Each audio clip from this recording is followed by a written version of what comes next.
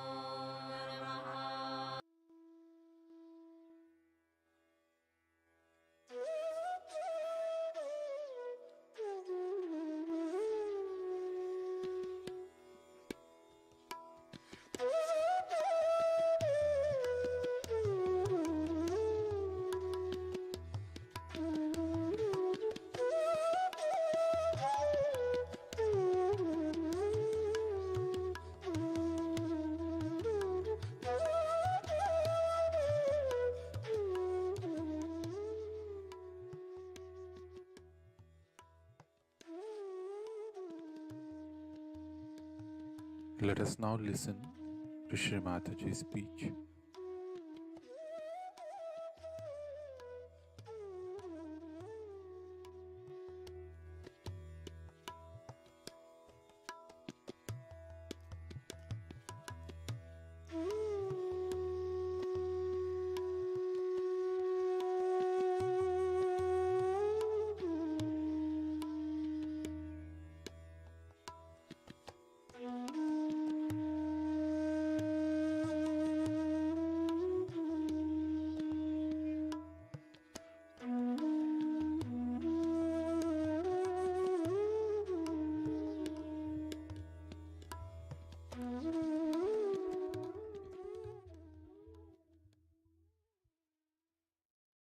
Today we have assembled here to do Sri Buddha Puja.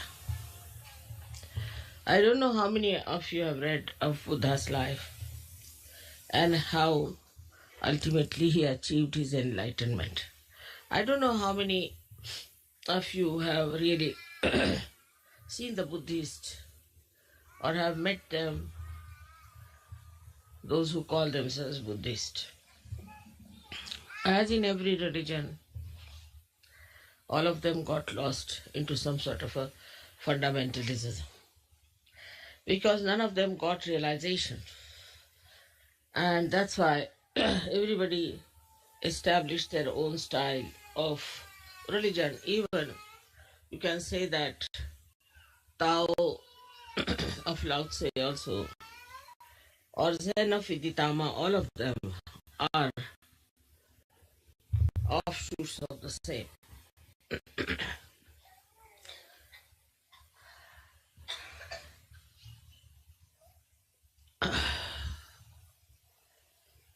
you have to see how he first felt that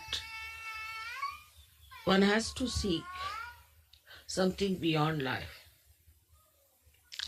Once we are very much satisfied with whatever we have, because he was a king's son, he had a very nice wife, he had a son, and naturally anybody in that position would be quite satisfied. But he saw a very sick man one day, he saw a beggar, and also he saw a dead man, and everybody crying for that dead person. He couldn't understand how this misery has come. And what is the need to have this misery?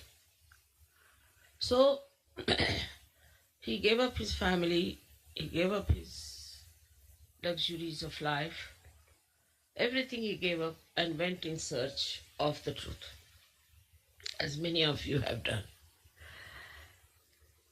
He would have been lost also, I would say, because he read all the Upanishads and he read all the books that were possible for him to say what is the truth is. But he couldn't get anything. He took a complete sannyasa in the sense, as far as the food is concerned, as far as the entertainment is concerned, everything he gave up. And ultimately he was lying under a banyan tree, and suddenly the Adishakti gave him realization, because he was so true and was one of the one marked for a special place in the Virata. He had to achieve that. Of course, I need not tell you about his previous lives. Perhaps in so many of my lectures I have already talked about it. What was his previous life and how he achieved his own enlightenment about himself. But what we have to see from his life is that he discovered and he found out that want is the reason, the desire is the reason of all the miseries.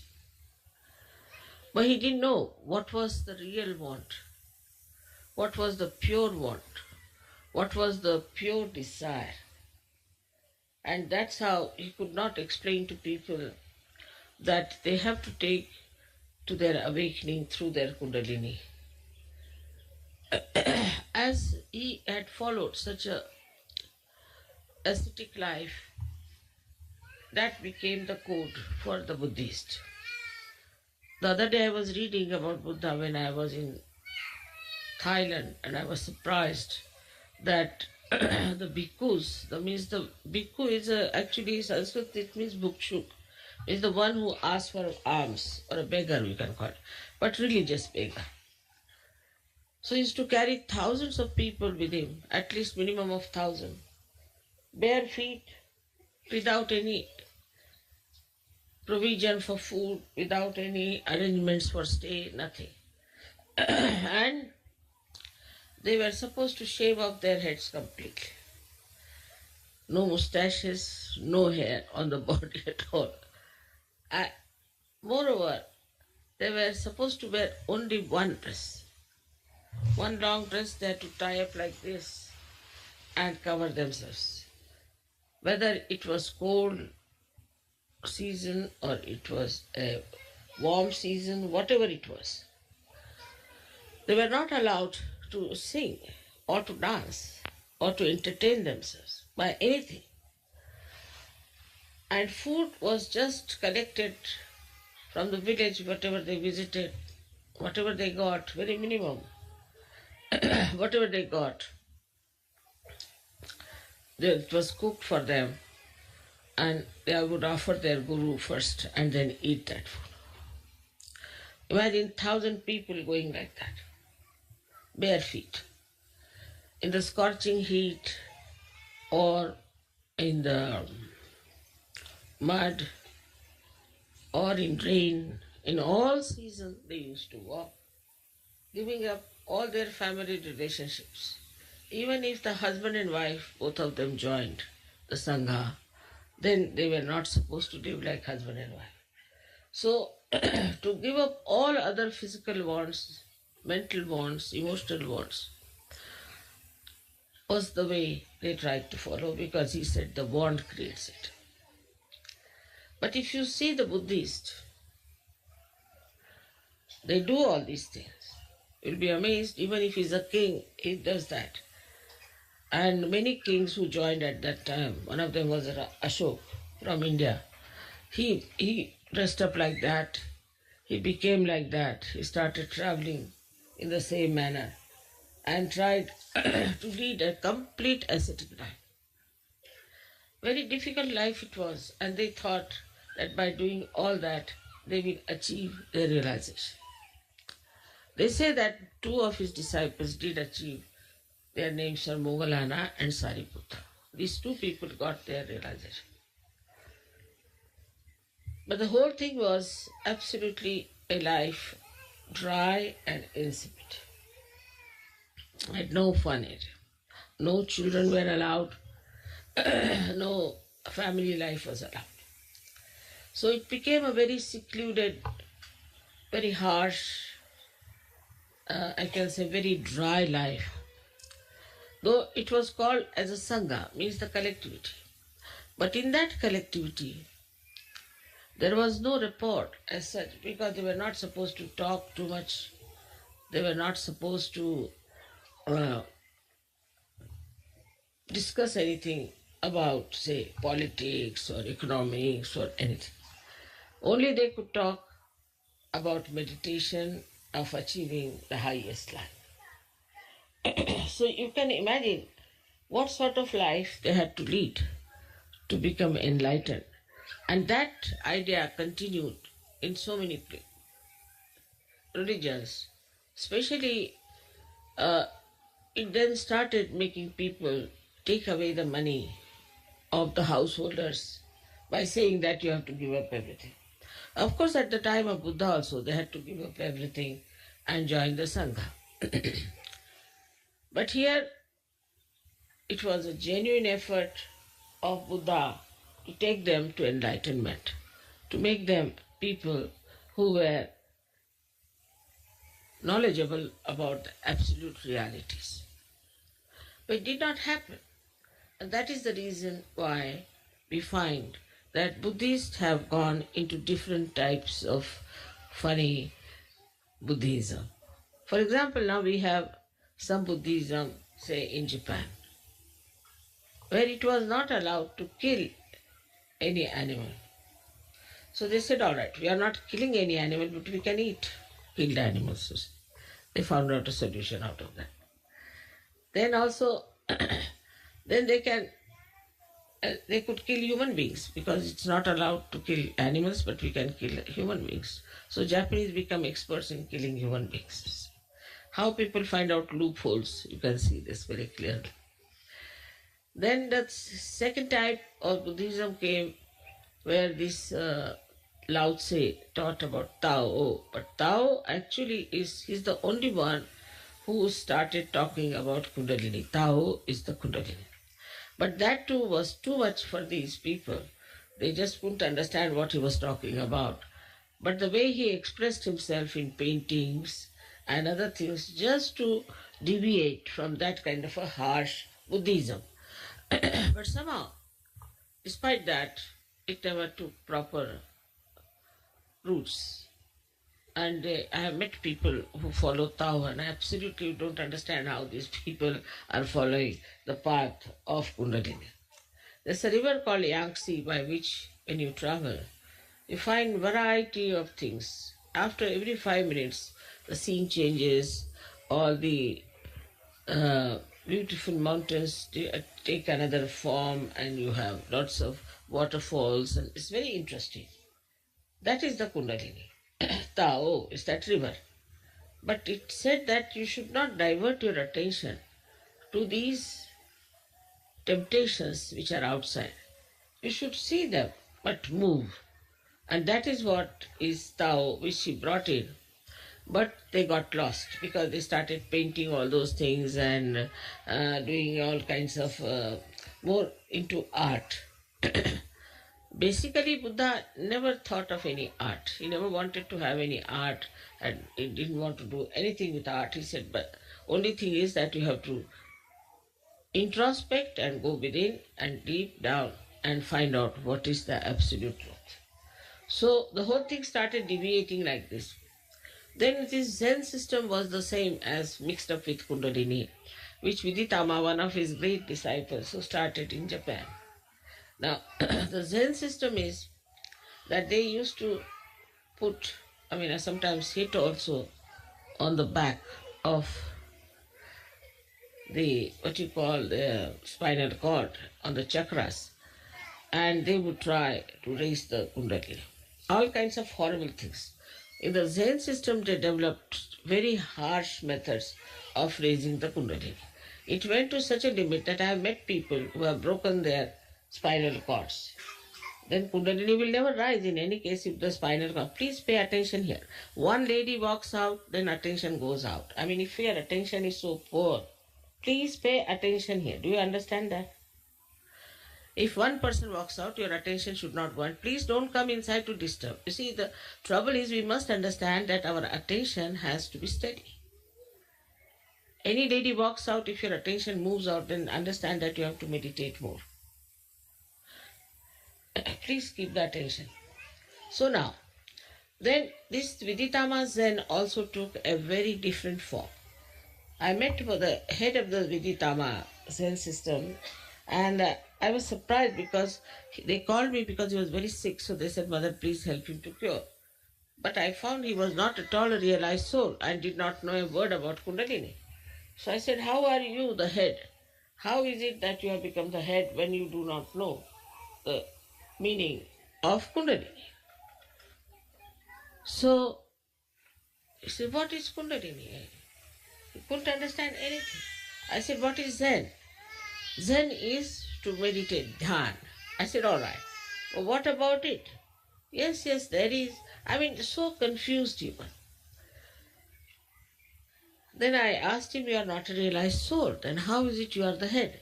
He said, we never had any realized soul for now ages. Only for 6 centuries we had some Kashyapas. They called them Kashyapas. And after that we had no realized souls at all. So just think under what circumstances you got your realization. Without sacrificing anything, without giving up anything, without working out any one of these tapasyas, penances, because Buddha is a tapa. These 3 deities on your Agya Chakra, Christ, Mahavira and Buddha, 3 of them are tapa. Tapa means penance. You have to do penance. And penance now in Sahaja Yoga doesn't mean that you give up your wife or give up your husband, give up your children, give up your family. But here tapa means meditation. And for meditation you must know when to get up. That should be the most important thing for a Sahaja Yogi. The rest of the thing automatically will work out. And you'll understand. To grow your depth, you have to meditate. It's an absolutely simple thing. You don't have to shave your head. You don't have to starve yourself. You don't have to walk bare feet. You can sing, you can dance. You can entertain yourself with music. You're not even allowed to see a drama or a play or anything like that. So many things, if you see the list, you'll go really crazy. How could people exist? But there were 1,000 people with him who were traveling with him. And they became so poor, they were just wearing rags. Ultimately, a big trader was passing by and he saw them and he thought, what poor people, these are just beggars. God knows they're lepers and what are they.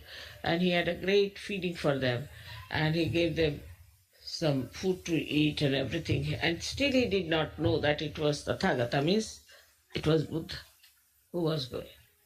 So the Buddha's main thing, Buddha itself means Bodh, from Bodh. And the Bodh means to know the reality on your central nervous system is the Bodh. You all have become now Buddhas without giving up anything, because whatever he gave up was all nonsense. It was a myth. If it was a myth, what's the use of giving up the myth? What does it matter if you listen to music? What does it matter if you dance? It doesn't matter at all. But these ideas went so deep into these people that you really feel such pity and such compassion. That look at them, where are they getting lost? They don't eat their food, they have their food only once in a while, and they are starving. They look like really worse than TB patients. But while you people look like really roses, beautifully, all of you are enjoying life and everything is there.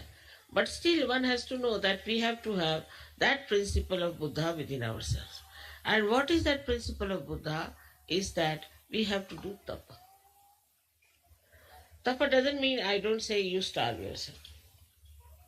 But also, if you have too much interest in food, it's better to take too little fasting. I never said that you should not enjoy music. Never, no question. You should. But then you should enjoy music which is for your emancipation, for your awakening, for your ascent. I don't say don't do, because yourself now you are a Buddha. Buddha was not to be told anything. He told everyone, but he was not to be told.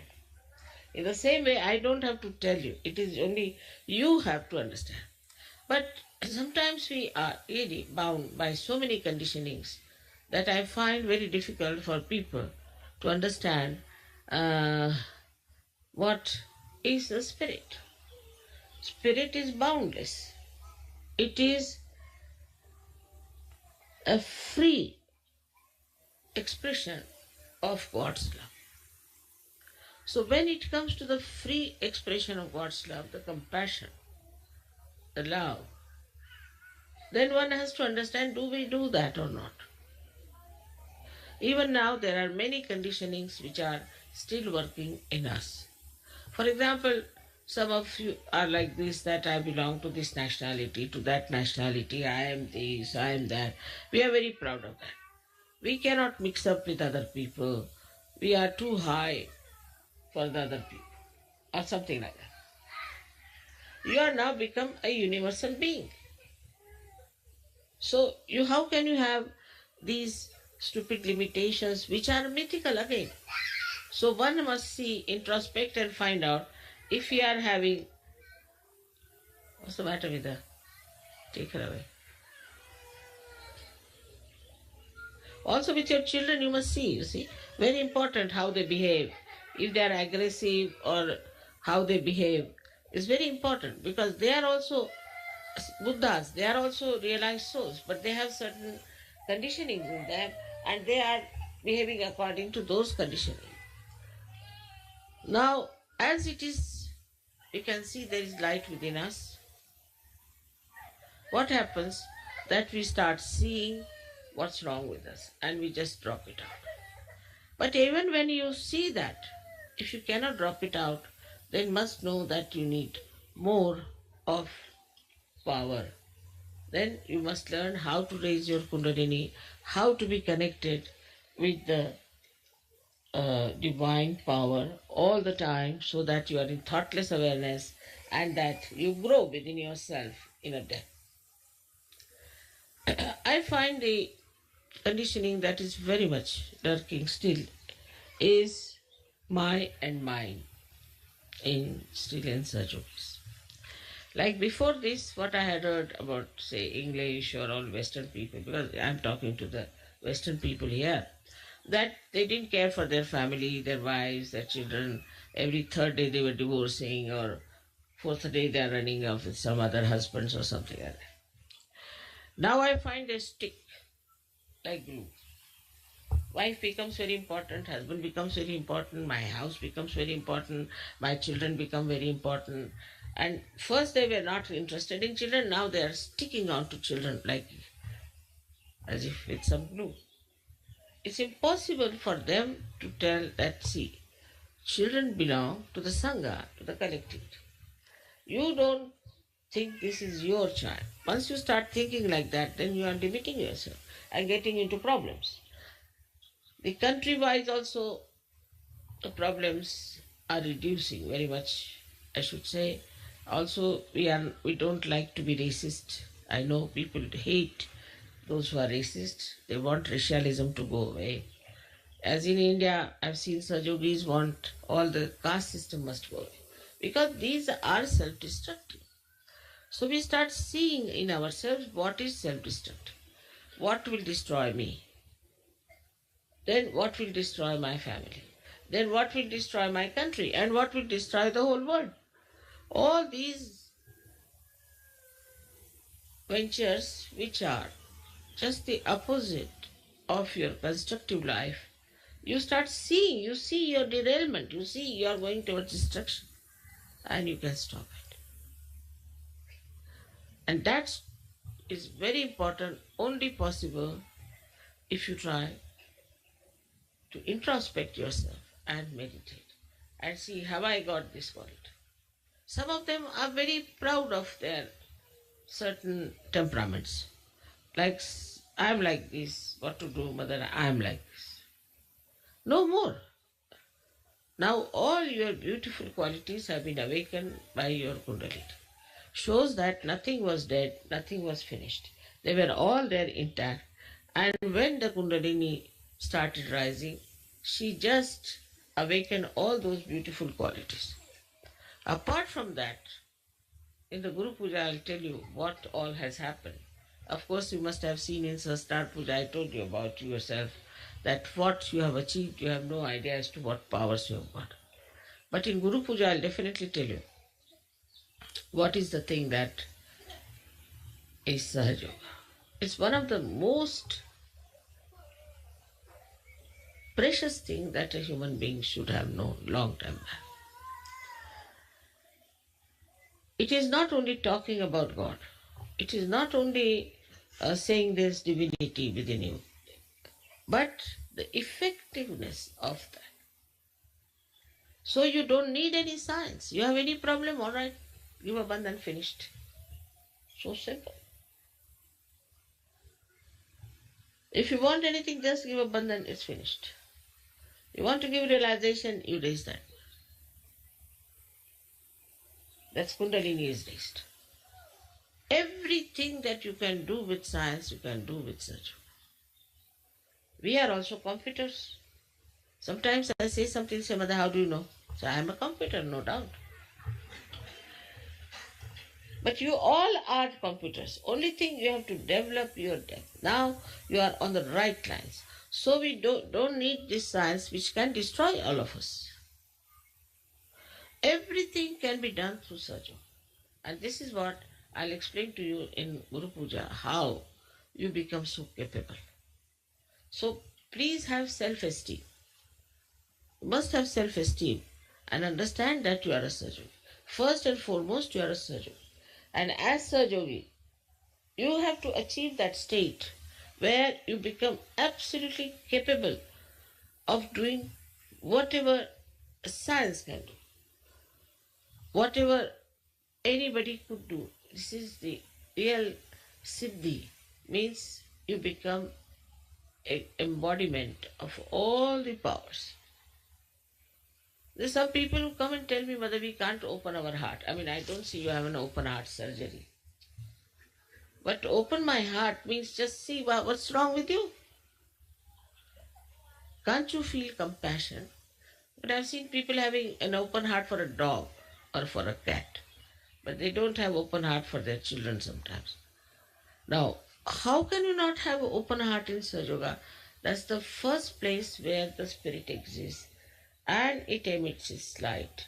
And when it emits its light, that's the first place where you see the life of a person who is full of love. So how can it be there is this problem that I can't open my heart? This must be coming because you have only ego but no self-esteem. So Buddha is the one who is the killer of ego. He is the killer of ego. He is, as you have seen it, he is moving on your Pingala Nadi and comes and then settles down on this side, the left side. He is the one who is the controller of our ego, and how he has tried to compensate this right side. First of all, you must have seen the laughing Buddha. He's very fat, and a person whose right side is very thin. He's never laughing, never smiles even. Even if you tickle, he may not. So, they have shown Buddha as a person. He'll have many children sitting on his stomach all over his body and everywhere, and he'll be laughing. So, just see how they have shown the compensation of Buddha, the one who is the controller of our right side. So, how he controls our right side, just laughs out of it. He makes fun of himself, he makes fun of everything. Anything they see, for example, now, as he said, don't see any drama. All right. I say you see every drama. But in that you see with your enlightened consciousness, you can see the stupidity of it and enjoy the stupidity. For example, this Elizabeth lady was married 8 times or something, 9th. I don't know how many times she was married. I've lost count. So these stupid people went there, 3,000-4,000. Imagine, more than you people. Were standing around, and there were helicopters who were sending parachutes down, and everybody was so much enamored, and the parachuters were falling on the trees, sometimes falling on the people. And it was all in the newspaper, a big news for these Americans, you see. So you should see the stupidity of that. If you could see the stupidity, then it's all right. But if you become one of those spectators and think that, oh, what a thing is the... what a luck that I've been able to see this lady, such an inauspicious person, going for her honeymoon. Then, you see, anything you see. Now say, I went to Rio and they showed me the way they are having carnival. My God, I felt like vomiting. It's so repulsive. So, how you react to things depends on your attention. Buddha Chitta means the one which is enlightened attention. How you react. Of course, if it is something divine, then you have a rapt attention. Absolutely. You won't put your attention here.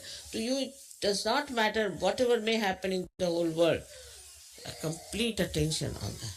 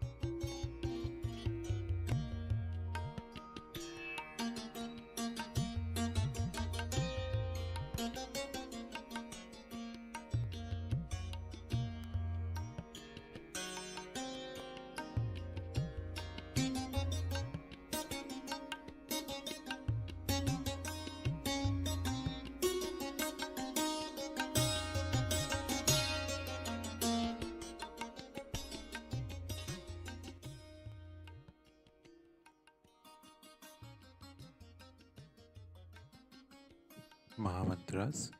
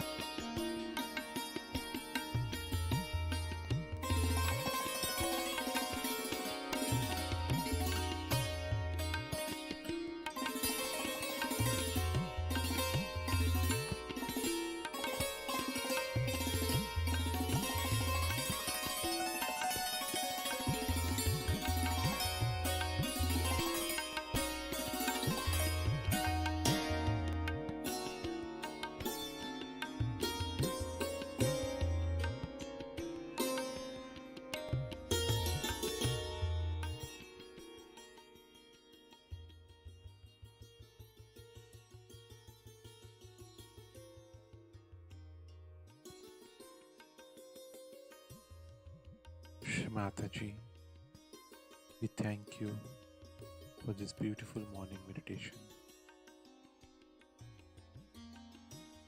Let us all bow down to Shri Mataji, raise our Mother Kundalini and put Bandhan.